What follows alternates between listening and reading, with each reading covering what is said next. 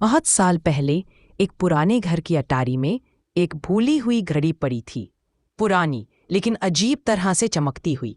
एक दिन वही अटारी में पहुंचता है 12 साल का आदित्य। किताबें ढूंढते ढूंढते जब उसकी नज़र उस चमकती घड़ी पर पड़ी तो वो ठहर गया।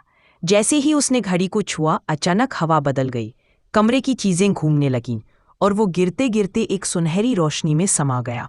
जब उसने आंखें खोली तो सामने था एक पुराना गांव, मिट्टी के घर, बैलगाड़ियां और लोगों के चेहरे जो उसने कभी नहीं देखे थे। वो हैरान था, मैं कहाँ आ गया हूँ? तभी पीछे से एक मधुर आवाज आई, आदित्य। ऐसी प्यारी कहानी के लिए लाइक, शेयर और सब्सक्राइब करना मत भूलना। आदित्य ने पलट कर देखा और हैरानी में उसकी सांस रुक गई। सामने थी उसकी दादी, लेकिन बहुत जवान।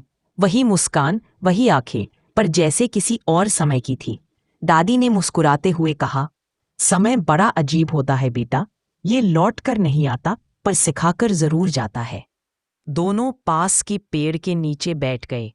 हवा में शांति थी और सूरज धीरे धीरे ढल रहा था। दादी बोली, हर पल को ऐसे जियो जैसे यही आखिरी हो। जो समय चला गया वो लौटेगा नहीं, लेकिन जो उसे तुम बना सकते हो। आदित्य ने उनकी बात ध्यान से सुनी और उसकी नज़र उस घड़ी पर पड़ी जो फिर से चमकने लगी थी।